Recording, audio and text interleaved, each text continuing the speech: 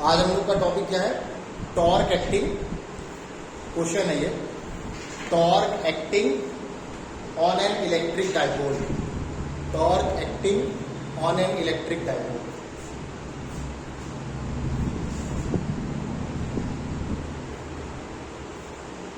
देखो भाई, electric dipole पर टॉर्क कब लगेगा? जब वो किसी इलेक्ट्रिक फील्ड में होगा। लिख लो आगे इसी में, in an external electric field. In an external electric field. Question 2 marks में आईएससी और सीबीएसई दोनों बोर्ड में पूछा गया है, इंपॉर्टेंट है। तो सबसे पहली चीज इसके डायग्राम पर फोकस करते हैं। देखो भाई, इलेक्ट्रिक फील्ड एरो से शो की जाती है। These are electric field lines. अब इलेक्ट्रिक फील्ड लाइंस का डायरेक्शन ये है। एक चीज याद रखिएगा हमेशा, that the force experienced by positive charge, force experienced by positive charge will be in the direction of electric field. Will be in the direction of electric field. वो force कितना होगा? Charge into electric field. Charge into electric field. ठीक।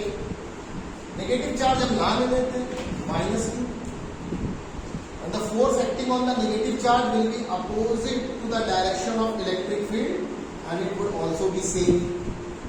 ये dipole की length हो गई। Dipole की length क्या लेते हैं हमेशा? 2l। अब देखिए टॉर्क की डेफिनेशन क्या होती है? When two equal and opposite force acts on a body, then they form a type of couple, and couple कैसे निकालते हैं? Either of force into perpendicular distance between the line of action of the forces. अब line of action क्या होता है यहां पे समझिएगा। Force this and force this are not separated by dual, they are separated by this perpendicular distance which is called b. इसका और इसका लाइन ऑफ एक्शन के बीच का परपेंडिकुलर डिस्टेंस क्या है? b। अब अगर डाइपोल इलेक्ट्रिक फील्ड के साथ थीटा एंगल बना रहा है, so this angle would also be theta.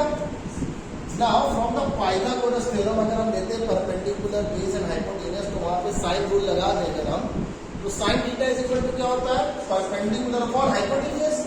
तो परपेंडिकुलर क्या होगा? 2l into sine theta. 2l into sine theta. Clear? समझ गया? बहन समझ गई? Very good. अब अगर हम यहां पे देखते हैं टॉर्क, कोई एक फोर्स लीजिए, either of force into perpendicular distance between the line of action. Line of action क्या है? b। So tau is equal to क्या बना? f की वैल्यू क्या लिखेंगे? q e and value of b is 2l sin theta. Is it clear? अब हम सब लोग जानते हैं क्योंकि p इज इक्वल टू क्या होता है? 2ql। p is equal to क्या होता है? 2ql। तो 2ql की जगह क्या लिख सकते हैं? p। तो टॉर्क बराबर क्या हुआ? p e sin theta. ये हो गया general expression. But if they ask write down the expression of torque acting on an electric dipole kept in an external electric field in vector form, तो vector form में tau के ऊपर vector का sign लगा दीजिए, p के ऊपर vector का sign, cross product, and e के ऊपर। अब ये क्रॉस प्रोडक्ट क्यों लगाया हमने? डॉट क्यों नहीं लगाया? याद रखना, क्रॉस प्रोडक्ट साइन थीटा से होता है और डॉट प्रोडक्ट कॉस थीटा के लिए। यहां क्या है? दूसरी चीज, torque is a vector quantity, dipole moment is a vector quantity, electric field is a vector quantity. तो दो वेक्टर क्वांटिटी का अगर हम प्रोडक्ट लेंगे तो क्रॉस प्रोडक्ट लेंगे। कौन सा लेंगे? समझ में आया? अब इसमें कंडीशन, मैक्सिमम टॉर्क क्या होगा और कब होगा? When should be the torque be maximum? पूछा जा सकता है। The torque will be maximum when theta is 90 degree. Theta 90 का मतलब क्या हुआ? डाइपोल परपेंडिकुलर रखा होगा। तब टॉर्क मैक्सिमम लगेगा, ठीक। और इस केस में टॉर्क की मैक्सिमम वैल्यू क्या होगी, पीई क्या होगी। तो मिनिमम टॉर्क कब लगेगा, when should be the torque की मिनिमम, मिनिमम का मतलब 0। तो मिनिमम टॉर्क का मतलब हुआ जब डाइपोल पैरेलल या एंटी पैरेलल। अब पैरेलल के लिए थीटा होगा 180 डिग्री, सॉरी 0 डिग्री, और एंटी पैरेलल के लिए, एंटी पैरेलल का और पैरेलल का मतलब समझ लो, जब पॉजिटिव चार्ज इलेक्ट्रिक फील्ड के एरो की तरफ हो और निगेटिव चार्ज उसके अपोजिट हो तो ये पैरेलल कहलाता है। क्या कहलाता है, और इस केस के लिए थीटा हम बोलते हैं 0।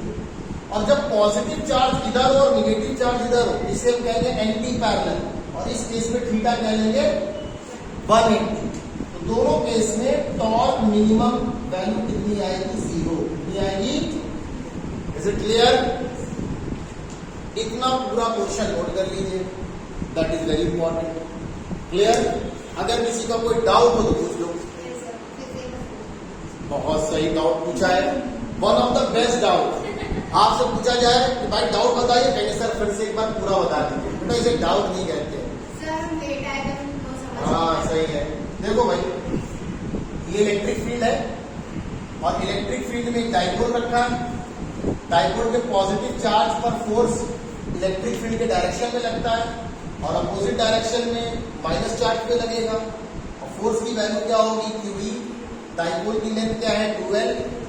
दोनों फोर्स इक्वल और अपोजिट है, ये बनाएंगे एक तरह का कपल या मोमेंट ऑफ कपल आप कह सकते हैं। दोनों के बीच की दूरी क्या होगी, that is the perpendicular distance between the line of action of the force, that is b. और बी की वैल्यू कैसे निकालेंगे, 2L sin थीटा से। अब टॉर्क बराबर क्या होता है, ether of force into perpendicular distance. Value put कर दी। अब यहां पर हमें 2L³ मिल रहा है। 2L³ को क्या लिख सकते हैं, P, इलेक्ट्रिक डाइपोल मोमेंट।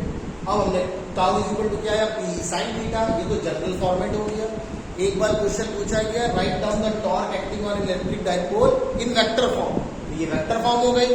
अब इसके दो केस, मैक्सिमम टॉर्क की क्या कंडीशन है, when the dipole is kept at 90 degree और perpendicular to the electric field. और उस केस में मैक्सिमम टॉर्क की वैल्यू क्या आएगी, Pe। और मिनिमम टॉर्क कब होगा, दो केसेस में, या तो डाइपोल पैरेलल हो या एंटी पैरेलल हो। पैरेलल कब होगा, पॉजिटिव चार्ज इलेक्ट्रिक फील्ड की डायरेक्शन में हो और निगेटिव उसके अपोजिट, तो उस केस में थीटा हम मानते हैं 0। और एंटी पैरेलल कब, जब पॉजिटिव चार्ज इधर हो निगेटिव चार्ज इधर हो, और इस केस में थीटा कितना होगा, 180। cos 0 sorry sin 0 and sin 180 की वैल्यू क्या लेंगे, दैट इज 0। तो टॉर्क मिनिमम क्या आएगा, 0। Is it clear.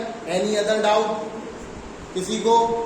तो ये टॉपिक खत्म हो गया। इंपॉर्टेंट है, बोर्ड में ये 2 मार्क्स में क्वेश्चन पूछा जाता है। 2 मार्क्स का क्वेश्चन आता है जिसमें 1 नंबर आपको डायग्राम में मिलेगा और 1 नंबर आपको इन सब चीजों पे मिलेगा। Is it clear.